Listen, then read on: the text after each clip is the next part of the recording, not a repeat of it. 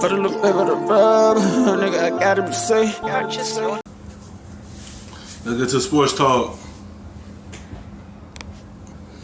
Before, star player has a free agent summer coming up. The season becomes a 9-month speculation fest on whether he's going to stay with his team. The fan base is hopeful, then worried, then devastated when July comes. He goes elsewhere and the franchise is left facing years of rebuilding. It's almost like a reverse fairy tale with no happy ending, except sometimes it goes the other way. The Boston Celtics watched Kyrie Irving walk out the door 4 months ago, and instead of crumbling, they are strolling into tonight's game against the Clippers, sitting atop the Eastern Conference standings. They are the only team in the league ranked top 6 in both offense and defense. And they ain't really had no setback for real. They got another all-star point guard, Kemba Walker. So it wasn't no big drop-off like that. It was just, Kyrie ain't want to be there. It was too much friction going on with that team. Like, he wanted the basketball in his hand, Tatum wanted the basketball in his hand, Brown wanted the ball in his hand. So one of them had to walk out, and Kyrie ain't want to be there. He was unhappy there. He wanted to go home to Brooklyn, and that's what he did. So it wasn't a major drop-off because they still got an all-star guard on their team. It's like another big pickup. say they've done all that on a soft schedule, and you'd be right, they've had the third easiest schedule in the league so far. But by definition, every team has parts of their season that are softer than others, and even then, most teams don't reel off 11 wins in 12 games. Part of this success is due to the front office's ability to pivot. Instead of waiting around for Kyrie to make a decision this spring, the Celtics went hard after Kemba Walker, whose fit so far has been seamless. And then also part of this is due to the tremendous stock of talent still on this team. Gordon Hayward, Jaylen Brown, Jason Tatum. Remember, the teams that are devastated when a star player leaves are often a victim of a chicken and egg sort of thing, right? The star is leaving because the team just isn't good enough otherwise to compete at a high level. But this storybook doesn't go that way because, of course, that's not why Kyrie left. So the Celtics aren't a mess without him. The Celtics are still good at almost everything offensively, and they turn the ball over the least of anyone in the entire league, which is important because, you know, if you keep hold of the basketball, you have more chances to score with it. And by the way, none of this is to say that it's going to be smooth sailing for Boston from here. The schedule is about to get much tougher starting tonight. Hayward is still out for 5 more weeks with a broken hand, and eventually that's going to take its toll. Tatum has been inconsistent. Even though he did have a strong outing against the Suns on Monday, he's having trouble with, of all things, his game from inside the arc. Tatum is he's shooting just 42% on his twos, which is actually worst in the league among regular players. Most of all, there's still a ton of questions for this team at center. Of course, it wasn't just Kyrie who left, but Al Horford too, and the Celtics also had to deal Aaron Baines to make salary cap space for Kemba.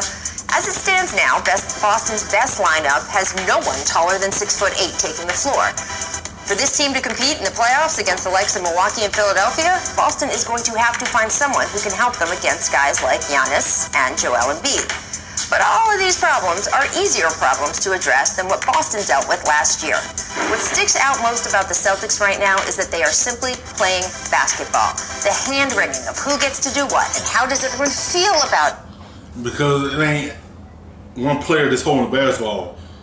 They actually rotating the basketball too much, and then they got players that know how to sacrifice and not want to score every night. Like, that's why Marcus Smart fit the team, because he don't worry about scoring.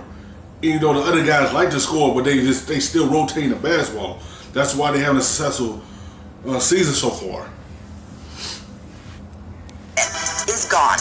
This doesn't have to be a fairy tale of happily ever after. The Celtics are just having fun, and they're fun to watch. And that is a pretty good story, too. So, Tracy, do you think that this problem with the bigs is big enough? Do you think that they need another big to contend in the East? Absolutely. Well, to contend in the East, no. I think they're fine in the East if they want to contend for a championship. And that's what I think these guys want to do. It's not just about contending in the East. They're going to be fine in the Eastern Conference. You know there's tall people in the Eastern Conference. They all play for Philly. All the tall people. Yeah, I think they'll be fine. This league is really a perimeter-driven league, and they have 2 of the youngest guys that are pretty damn good on the perimeter. Like, the way the league set up now, like, everyone can stretch the floor now. Even your big man can stretch the floor now. Everyone have a small lineup. That's how everything turned out to be now. That's the way that he did it back when LeBron was there with them. They had a small lineup. The Warriors did it. Put Draymond Green at the 5 once upon a time. Everybody's doing that small lineup. So when it comes down to it, though, they're going to need a big man. Being able to play offense and defense is two-way guys. I think the reason they're 11-2 or whatever their record is at the top of the Eastern Conference right now is just because opportunity, right? Jaylen Brown really was trying to find his way on how to play with all these guys they had last year. Kyrie, Al Horford, they had a stacked team, and he was the guy that was kind of the odd man out that, he had to pick up some crumbs. Now he has a lot on his plate that he has to do for this team, and I think he's, really handling it well. There's just more opportunity. Jason Tatum, he came in the league to be an offensive guy that can put the ball in the basket at any given time. Now, defensively, I think the two of these guys are just taking the challenge with Kyrie gone. Kemba is playing well. I mean, I suspect they keep this up even though Hayward is out. But to contend for a championship with no big man, I don't think they have the pieces. Well, they don't have no big men. Tice is playing well. Robert Williams, Grant Williams. These guys are good. Now, these are not household names, but they're giving them good minutes. But my point is this. I don't know who is the big man. Like when people say, "Oh, go get a big man," who is it? Who is the big man that's available and worth trading one of their core wing players? Because that's what it takes. This team is good enough right now that I'm not sure.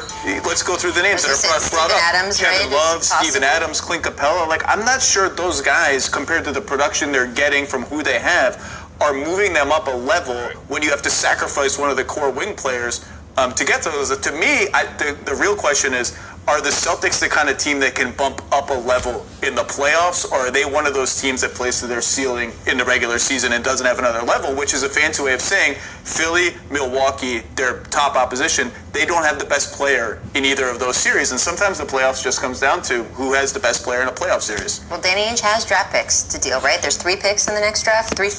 If they do trade for Kevin Love, he's a big man that scratched the floor. So that's leave everything open for Tatum and Brown to go to the lane.